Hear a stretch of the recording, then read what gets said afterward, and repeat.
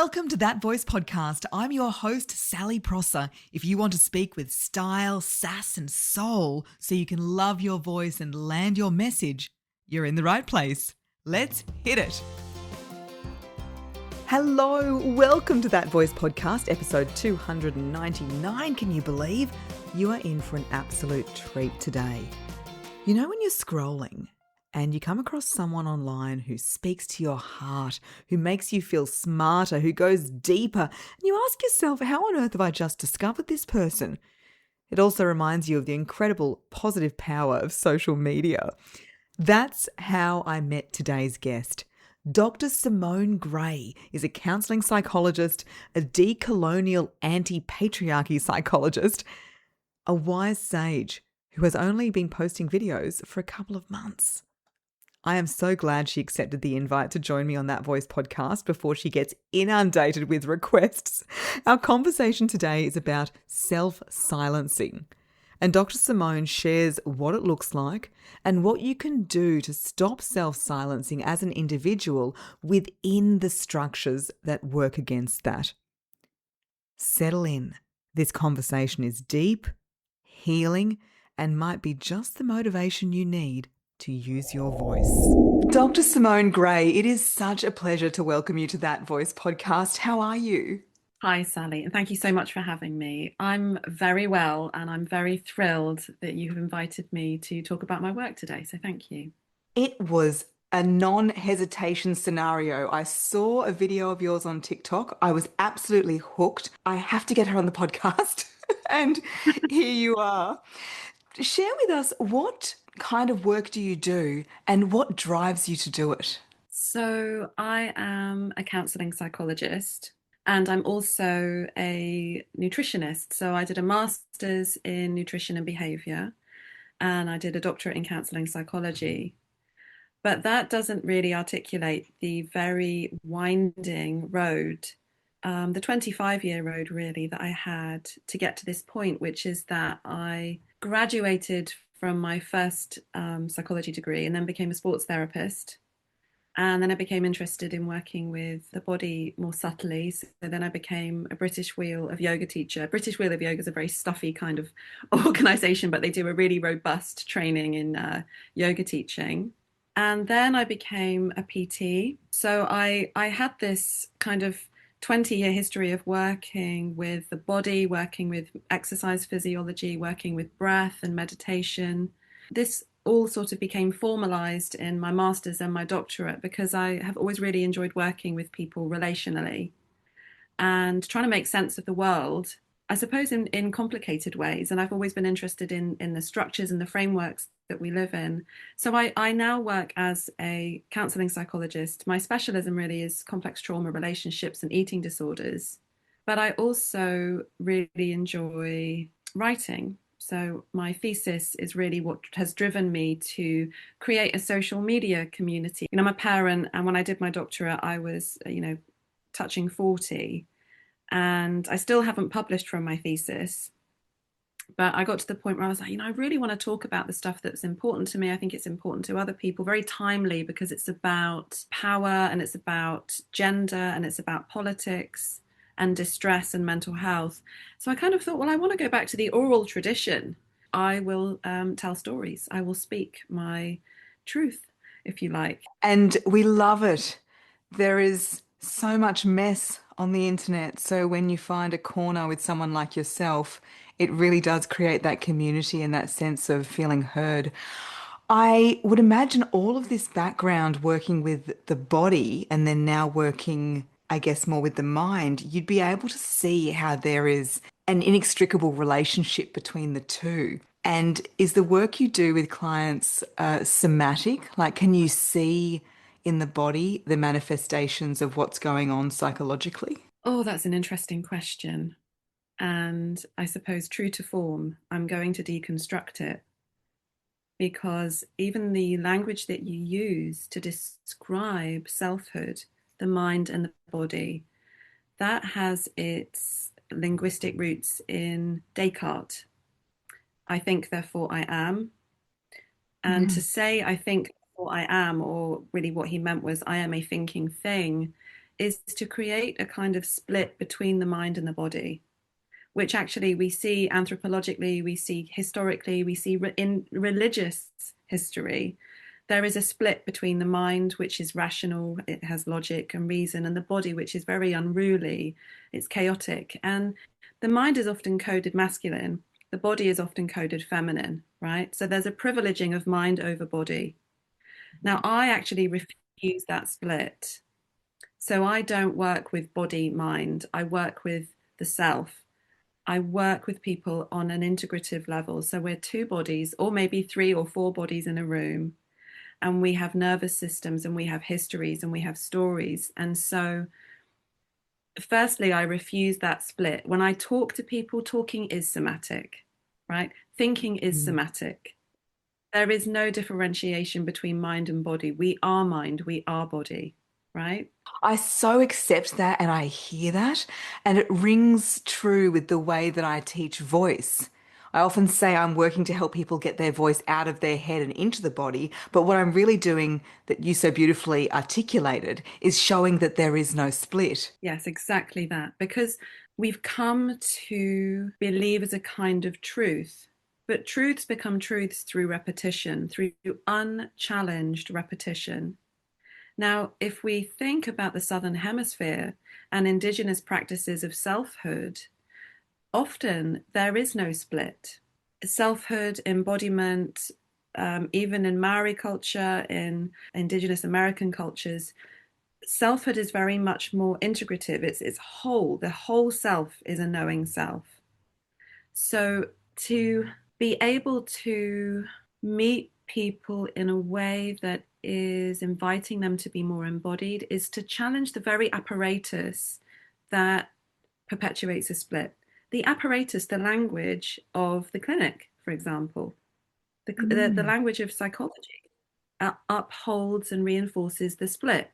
Why? What's the function? What's the purpose? Mm. And so, speaking of the self, you talk about self-silencing. What is that? Mm-hmm.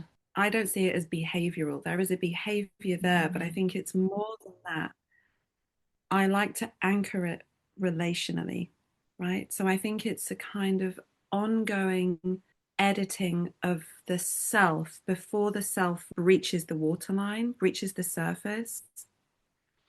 So there's a kind of internal, often unconscious process that stops the expression of selfhood. So the silencing happens upstream of speech, but it's grounded in a kind of, because it's not shyness, it's like an adaptation to not being recognized.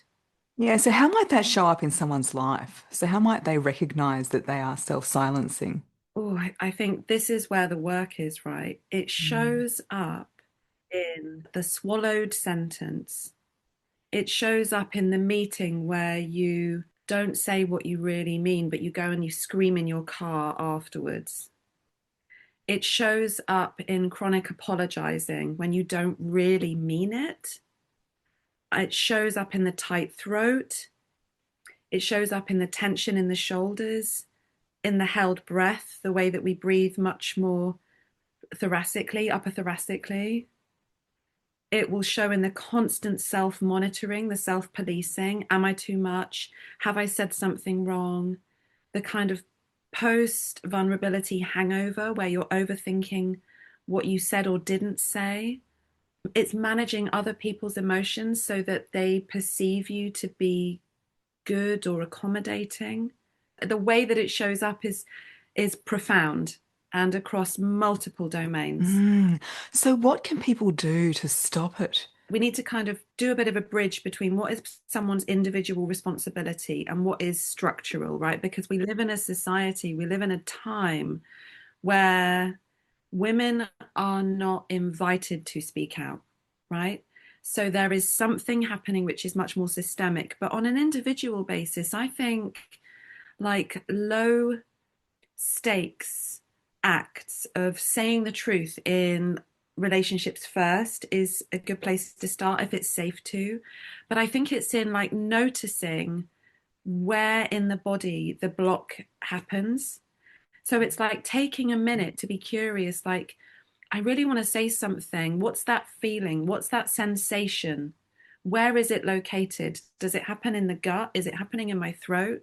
Is there something in my head that says, screaming at you, shush, do not say the thing? But ultimately, I think for me, on a kind of more schematic psychological basis, there's something happening at the level of fear, right? There's a fear that saying the thing will cause some level of retaliation, criticism, pushback, rejection, right? So I think it's that practice of noticing, where does perhaps that reticence, that fear show up on an embodied level, and then at that level kind of giving yourself permission to just breathe into it, and then practice the small low stakes saying of something, anything, to begin, just begin. Yeah, such great advice.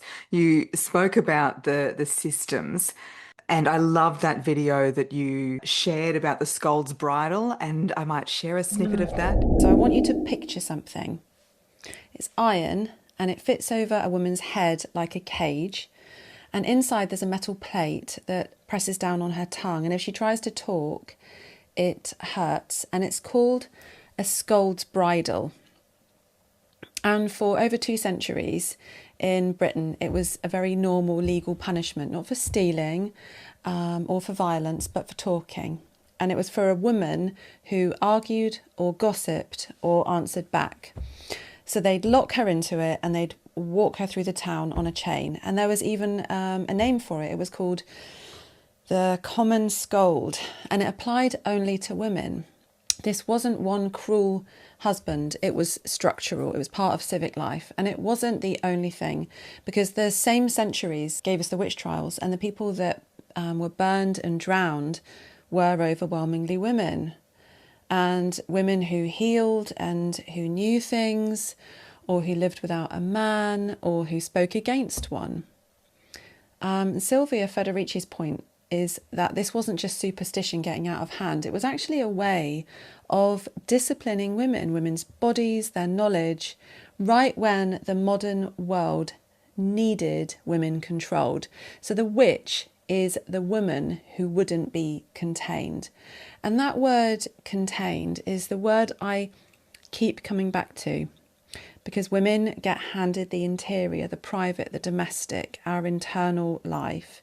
So we're meant to hold all the feeling, but we're not meant to say it out loud. And the bridle's mostly gone now, but the silencing, it didn't stop. It just kind of gets cleverer. It's like a whack-a-mole game. And this is where Foucault makes a point that power doesn't actually need force. It doesn't need a cage or a chain. It actually works through what gets to count as a credible thing to say and who gets to say it. So you don't need the iron anymore, because you've got discourse, you've got words and text instead. You know, women get called hysterical, shrill, mental, crazy, dramatic, too much, over-emotional. And every one of those does the job of a bridle, because it takes what a woman says and it sort of files it under noise. So how can women find that courage to speak up when they are in this soup of the structures of the system? The historical counter to silencing has always been in a kind of collective consciousness raising. I really love the work of Angela Davis, the American scholar. You know, she says, we need hope. We need to go to the community in messy ways. We need to come together. We need to work together to kind of create small acts of resistance. To be embodied, to speak from the body, is a kind of act of political resistance. So I actually think it's finding communities, it's finding places and spaces where you can imperfectly practice sharing something of yourself. And I think this is really important now, because there's so much political divisiveness, and, you know, one person's misstep linguistically can invite so much pushback in terms of identity politics, in terms of being called, you know, woke or far right. Ultimately, we need to be able to feel free to make mistakes and to redress mistakes. Yeah, and I often share with my clients who are out there speaking confidently that they're voice pioneers, and through sharing their voice, they are helping other women share their voice as well. Yes, I agree with that, but I'm going to caveat that as well because you and I are Please. here talking on this, that we've got wonderful technology that means we can talk to one another from different sides of the world. We're both white, we're both, I mean, I assume cisgender, relatively able-bodied, I assume. I'm making these assumptions about your identity, so correct me if I'm wrong. I actually think that as women with these identities, what we do have is a responsibility not just to speak our truth, but to batter open doors to allow women who are less privileged, who are more oppressed, to speak their truth. Because if we're not raising the stakes for all women, Black women, trans women, women in countries where, for example, in Afghanistan, where the Taliban have eradicated even women's access to education. I mean, if we are not raising the consciousness of all women, then we're not doing a service to any women. So powerful. Thank you for sharing that. Would you say that that is the thing that you wish more women knew about their voices? The power that it holds for the collective? Yes, I do. It's through the practice of radical honesty and self-reflection that we can become more aware of some of the privileges that we hold as women, because the system is very one up, one down organized. There's a hierarchy. I'm thinking about intersectionality now. I'm thinking about the privileges that we hold as women, nowhere near the privileges that men hold. But as women with these identities, we have access to platforms. We already have access to material, ideas, histories that other women will not. That practice of self-reflection, to be curious about, well, what privileges do I hold that others do not? We need to be able to be honest about that, even whilst we feel oppressed, even whilst we acknowledge that the system has disadvantaged us. There is still someone else even more disadvantaged who has access to even less. I work with trans people. My thesis, it was an analysis of the ways that trans and non-binary people construct their eating disorder distress. I feel very strongly that womanhood should be expansive. It should welcome all types and masculinity. Gender should be an expansive practice. It should allow for people to express their identity in expansive, complicated ways, because once we start to narrow down these ideas about womanhood, womanhood becomes something which is policed. And if you do not perform womanhood in a particular way, in the right quote unquote way, you are punished, you are disciplined, get back in line, perform womanhood in the ways that's acceptable. So for me, personally, politically, I welcome anyone that wants to identify as a woman, because any expansion of that category of femininity makes it safer for all women to express their selfhood. Mm. I have a So video sitting in my drafts about what a feminine voice is because I had a client say, "Oh, I'm just afraid that my voice is not going to be feminine enough." And isn't it interesting that a high-pitched voice that's not supported by breath, that's miles away from our vocal power, is what's been set up as being feminine? have you seen those wonderful throat singers where they use their voice in such a rich way to produce these growls? I mean, this idea that womanhood should be akin to a kind of childlike quality Mm. is pedophilic, right? This idea that women should be small and should be compliant and should be in that higher register is performing a particular function, because it's much more easy to be controlled if you are childlike. So, yeah, give me that rich, guttural war cry of femininity over the shrill cry of a toddler any day. Thank you very much. Yes, love it. Oh, Dr. Simone, was there anything else you'd like to add? No, I don't think so. Is there anything that you would like to add, Sally? Because it feels very, I'm normally the one on the other side, right? Because I'm a therapist. So is there anything that you would like to There are say. many things I'd like to add, and after we finish recording, I will be asking you those questions. But for now, where can people find you? How can they get in touch with you and follow your amazing work? Oh, thank you. So I'm just Dr. Simone Grey, Grey with an E, across various social media platforms, which sounds still very bizarre for me to say because I've literally just been posting for about 10 weeks. So people can find me on TikTok, Instagram, YouTube, and Facebook. And we'll put all those links in the show notes. Dr. Simone Grey, thank you so much for joining us on That Voice podcast. Thank you so much, Sally. Have a great day. Thanks for listening. If it resonated, please share on your socials and tag us at That Voice Podcast on Instagram. And for episode details, hot off the drop, straight to your inbox, leave your email at thatvoicepodcast.com.